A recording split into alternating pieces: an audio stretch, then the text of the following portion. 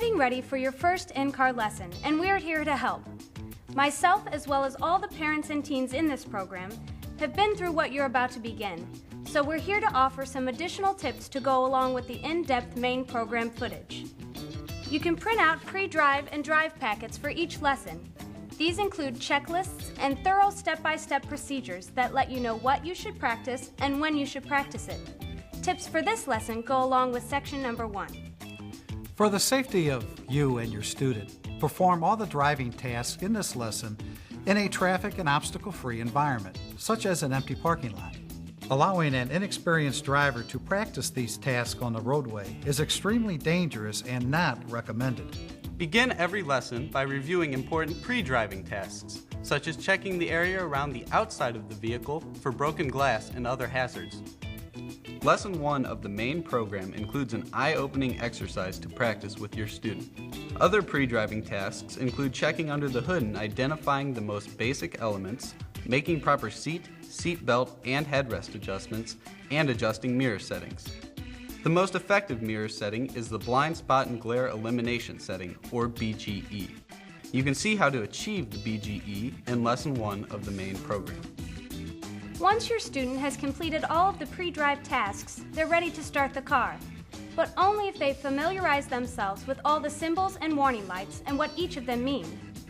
You can find all the symbols and warning lights for your vehicle in your owner's manual. Your student needs to know what each of them mean in order to operate the vehicle properly. To start the car, have your student check the parking brake and place their foot on the floor brake. After they make sure the car is in park, turn the key to start the engine. Warn them that if they turn the key and hold it too long, they'll hear a nasty grinding sound.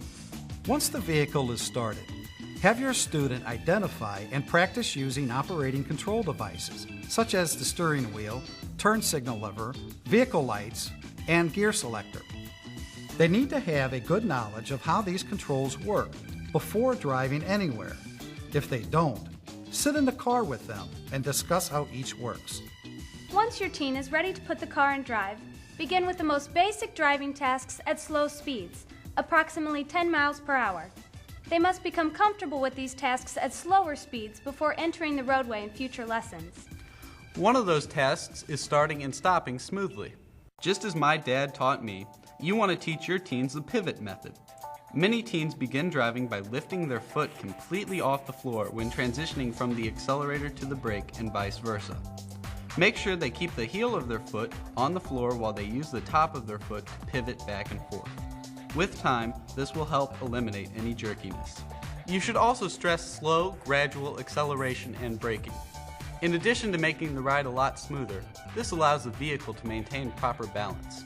When practicing right and left turns in an empty parking lot, allow your student to attempt it on their own at first. It'll probably be difficult for them to judge the turn appropriately.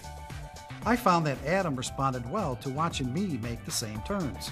So switch seats and allow your teen to observe you making the turns correctly.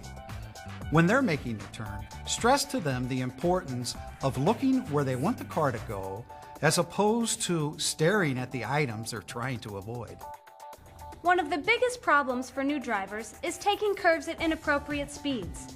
They simply don't have the experience to know just how much they should slow down.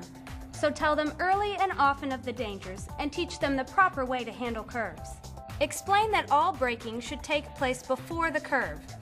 Braking during the curve reduces traction and increases the chance of losing control of the car. Once the car has slowed, they should coast through the first half of the turn without braking. As soon as they get beyond the apex of the curve, they should slowly accelerate through the remainder of it.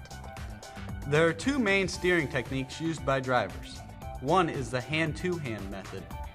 Have your student grip the wheel along the outside rim with their fingertips, leaving their thumbs up along the face of the wheel. The hand-to-hand method allows you to make minor and gross adjustments up to a half turn of the wheel. This is the preferred method because it's good for precision maneuvering and steering through curves. The other method is the hand over hand.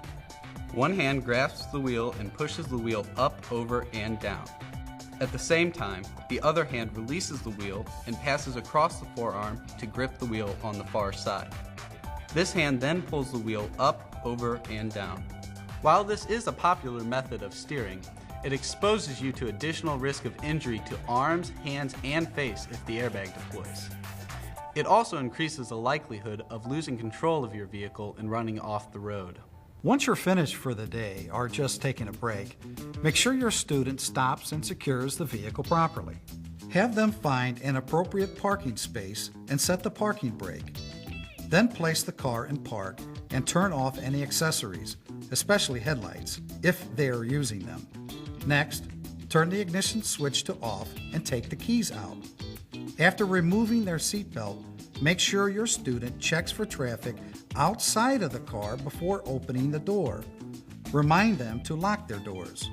This may sound extremely simple to you, but it is very important to do it step by step with your student.